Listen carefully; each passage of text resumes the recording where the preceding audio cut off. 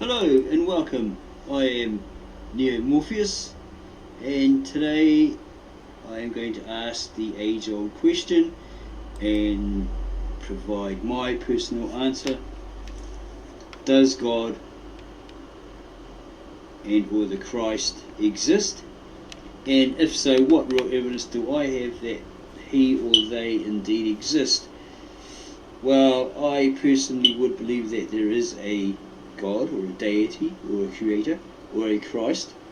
If there is strong enough evidence, that's solid, irrefutable evidence, that he or they do indeed exist. First, I would need, in order to prove this, evidence, valid or irrefutable evidence that proves the existence of God or the Christ. I would need valid historical records, eyewitness accounts, historical records, established facts. The evidence must prove itself. It must be evident. The claimed facts must be verified as established facts. According to three people, two translators and one former head patriarch in around 1957 of an ancient church who have never met each other or sat in the same room debating their claims, so cannot sway one or all to their way of thinking, their ideals or claims. These three are in agreement, which establishes the facts claimed by them as fact, if it all synchronizes, if they're all in agreement to what was found, written and claimed, okay, or testified. They will agree, or they all agree, that two or more of the original disciples of the Christ, Jesus the Messiah, fled Jerusalem and ran across lands through China. Evidence left a stele with Chinese script on it and Aramaic underneath, and ventured on to India.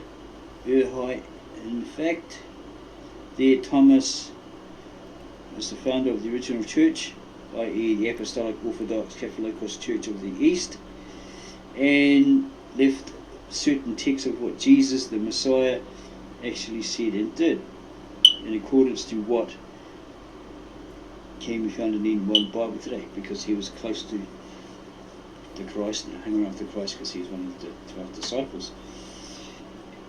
He left these supposed original manuscripts with the elected priest of that church, or the high priest of that church, in order to proselyte, preach the good news further on in India. Yeah, he went around India and he preached, and he founded more churches here, around about 9 of them apparently. Setting up around 9 other churches, still in use today, before being martyred or killed, put to death by an Indian sect because of his witnessing, teaching the Gospels, good news about Jesus the Messiah. The AramaicsScriptures.com, there was a statement there by the head patriarch, but it's been taken down, it's been removed of late for some reason, that the original manuscripts given by Thomas were hidden and preserved for 2,000 years and therefore were intact, had never been messed with or changed, right? They're as good as the day they were given, by Thomas, hidden from the Roman Catholic Church and Islam, etc. for over 2,000 years, which, as I already stated, preserve them and again have been verified as being exact as the day they were given, i.e. were never tampered with or altered in any way. So would that not prove that the Christ existed, that he actually existed, that he had disciples, one being Thomas, another Thaddeus or Jude, etc., that, as previously mentioned, fled Jerusalem, went across lands into China, and then went on to India, set up, founded other churches in the East, etc., and then were martyred, were killed for their belief in the Christ. One may say, oh, but unless I see them with my own eyes, it's merely subjective. Anyone can say this or that and sound convincing. It's only evident if I see it. It's still not proof. Okay, so if you go to the AramaicsScriptures.com, I've already done a previous video on this, there's a picture of it, the Kibboris Codex, one of the original manuscripts, that the translator, a Messianic Jew, Andrew Gabriel Roth, is translated from. Okay. And there's also a copy of a news report about its discovery. Okay. There's also a native-born Aramaic-speaking translator, filmmaker, Victor Alexander, a native-born Mesopotamian that uses a modern vernacular because the old original language apparently is dead. It's not used anymore. Talking on a video about it. If you look on YouTube, it's called The Scriptures of Adam and Eve, or Adam and Eve in the Scriptures. And he talks exclusively about it in the Aramaic vernacular. Okay, still need proof. Still need more proof. Okay, today's Jewish scholars know of the original language. The Old Testament was written by the Old Testament scribes, prophets, as there are traces of it in one of the Talmud. They know it as Kitab Asherit, the older sister language Aramaic of the Hebrew, often referred to in ancient times as Aramaic Hebrew. Okay? According to the story of Jonah, the book of Jonah, or Jonah the dove, who went to Nineveh, the capital of Assyria.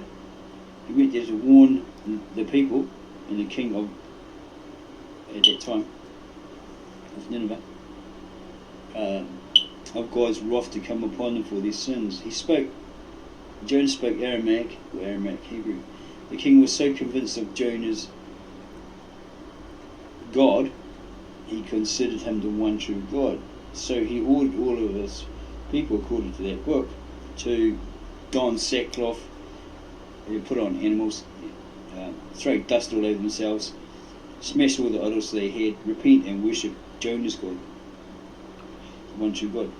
The king wrote all he learned from Jonah, who was speaking Aramaic Hebrew, right, down on clay tablets in his language, Asherit, as he was an Asherai king.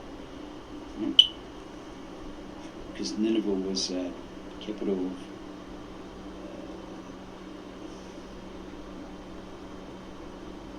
Assyria, I think, at the time. The king spoke the Assyrian tongue, or Asherah, or the Assyrian tongue. All of his people, the Asherai, followed all he instructed, speak for the king, I suppose, them to do. Not maybe they love the king so much. Well, it was the king.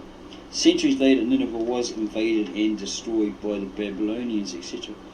And the library that King Ashurbanipal had built, because he really got into reading the old texts, he ordered his some of his subjects to go out as missionaries and get the original copies if they could and bring them back, or if they couldn't, just get copies and bring them back. Right? And he created this great Nineveh library and put all these copies in there, and he was just a total tablet worm, bookworm at the time, right? Who wanted to know it all, so he got hold of the Sumerian, Akkadian, Babylonian stories of the Great Flood, the creation, Epic of Gilgamesh, Enuma-Elish, etc., etc. Right, and stored them in there. And then later on they got invaded. The thing was burnt down or destroyed in around about 1900s. It was uncovered by Sir Henry Layard and Ormuz. I can't remember his last name. He's Arab. They helped him, and a couple of others, I think. And they uncovered 30,000 tablets, fragments Okay, and then eventually shipped them off to the British Museum, where they remain today. Apparently George Smith later translated them in English, as did so many others that followed. One of them, Victor N. Alexander, this is later years, Victor Alexander, a native-born Mesopotamian translator, Aramaic speaker from Bet Nahrain, Mesopotamia, went to the British Museum and examined them and found that they had cuneiform on top and the Aramaic underneath, so he began to translate it into English. Hence his Old Testament translations of Rita, or Genesis, to Micah. He bought an original manuscript copy in Bible format from a high priest of the original Church of the East and translated it into English. He says it was written in the original language, the original Aramaic, and he also did the Galilean Aramaic New Testament, translated those manuscripts into English. He says it was written in the original language Jesus and his disciples spoke. Many say his translations is this and that, or they're not that great, or he makes a mistake here and there, without realising he probably used a certain Aramaic dialect, a vernacular, because that language probably died out or something, I'm not really sure, to do so. So these may be, there may be differences to what people claim. They are expert in, they say, oh, it's according to the Palestinian Aramaic or Hebrew or whatever, because these people have learned to write it from some institution, right? They don't really know, they don't speak it naturally or fluently. They weren't born speaking it, so they're not really fluent in it. They're taking it on board, which is, there is a difference, right?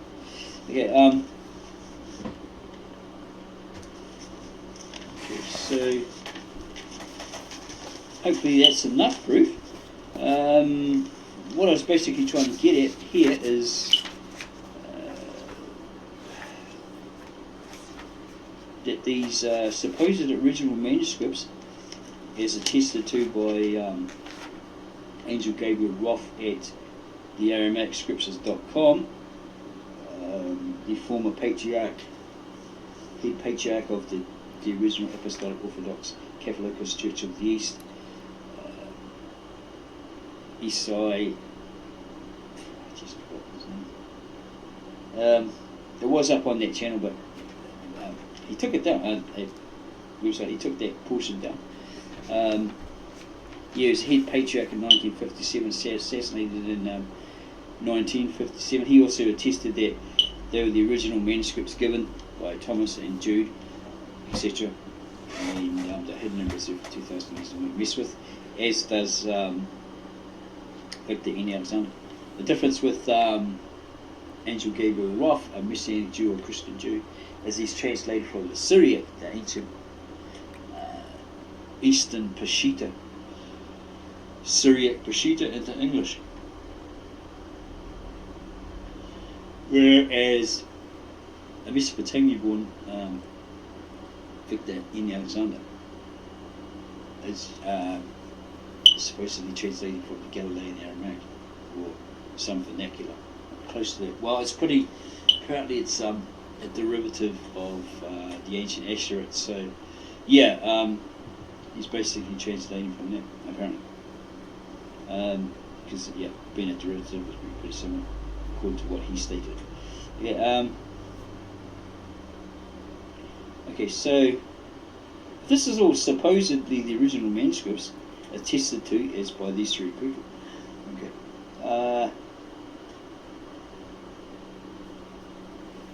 Then they are the very words Christ uttered, and an exact telling, a description of what he did while among the disciples, Thomas and Jude and so forth, according to Thomas and Jude, who presented these original manuscripts or texts to high priest of that church that they founded in Uruhai, the Apostolic Orthodox Catholic Church of the East. So that verifies, doesn't it, that this man Christ existed. How do they refer to him? They call him Maria, Yoshua, or Ishur, Mashika, or Jesus the Messiah. That's what they're talking about. That's his Galilean Aramaic name. And the Hebrew is Yeshua, which is equivalent to Joshua in English. So why aren't these people running around, these Christians, that saying, oh, his name's this, his name's that, his name's Yeshua, whatever, saying, well, Joshua instead of Jesus, which is the Greek translation, Iosus, which supposedly means hail Zeus, and in the Latin, it means yes or something like that in Roman Catholic Latin. All these claims. Okay, go do your research on that. And there's a lot of people who say, oh, no, and debunk it, when it's all like, in the dictionary, encyclopedias, whatever. It's all out there. Go to your own personal research and verify that it in fact is from the Greek, right? The Iosus, or whatever you pronounce it, and the Latin. Okay, so again, wouldn't that prove that this guy Christ existed and he had these 12 disciples that existed, if those original manuscripts are from that first, that era, Jesus era, or the Christ era, around 1 AD. Okay. So, it would then prove that through Thomas, or through a couple of disciples, who were right beside him when he said all that stuff and did all that stuff, in his presence, that he preached in Jerusalem, Israel, wherever, and he lived and died, did all those miraculous things, and was killed, crucified, buried, and rose again on the third day.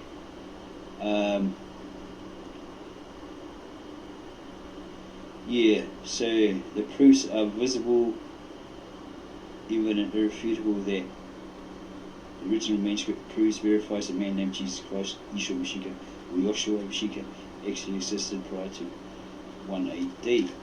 Does it not? Hopefully you haven't made a mess of that. Basically, if the supposed original manuscripts given by an original disciple, preserved for 2,000 years, never changed, well, I can believe that. Okay, so I was listening to Cliff Nichol, or whatever his name is, on YouTube, give me an answer, and he was basically saying, he'd believe, so I'd believe, also I'd believe in a God or Christ, according to the evidence, if there indeed is evidence, or was evidence. But first I must or need to prove, or show valid proof, evidence that he indeed did or does exist. Via historical records, historical evidence, established facts, the evidence has to prove itself. And this is a system he said he uses when he's talking to a young Chinese man who had some confusion and some questions. He said, 1, everything that has a beginning has a cause. 2, evidence of order and design points to a creator. 3, DNA, it points to an intelligence. Densely packed information requires an intelligent mind. To prove all, he uses 4 methods. 1, literary style, possibly to recognize who the texts were actually written by. Okay, is it did it actually come from, or were they from Paul the apostle, or another writer? Claimed. Okay, Paul had a certain style. He always opened his letters with, I, Paul, apostle of Christ, etc., etc., because he was well aware that there was some, not so much forgeries, but copies or letters or whatever, saying that that Paul wrote them when he didn't. I think it's about 7 out of 13 he actually wrote it's like the literal books, and the rest he didn't. They're all super critical. 2. Archaeological evidence. It has to verify what the Bible is saying. It must match. Unfortunately, the chronological timetable created is too far forward, by about 200 years, apparently, so that's been proven that it's out. Okay. In regards to who was the Pharaoh of Egypt, it was claimed it was Ramses II, when the correct chronological timetable was reconstructed. It was found that he wasn't. Okay, 3. Manuscript evidence. The claim that Thomas the disciple fled Jerusalem, founded the original church in the east, and left the original texts and manuscripts.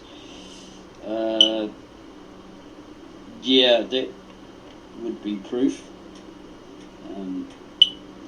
that the original manuscripts state this and that, and they were never tampered with, hidden for 2,000 years, were never tampered with. 4. Internal consistency.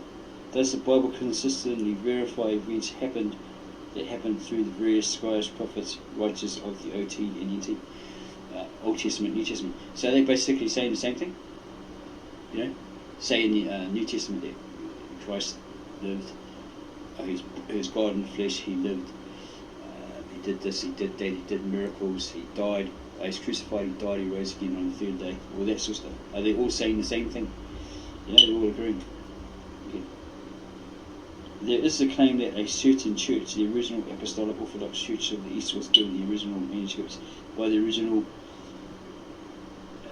disciples of Christ, who then fled Jerusalem, went across lands through China to India, founded 9 churches all over, left the original text of what Christ said and did there, as they were around him at the time, they witnessed it, which were hidden, therefore preserved for over 2,000 years by this high priest, right, and verified by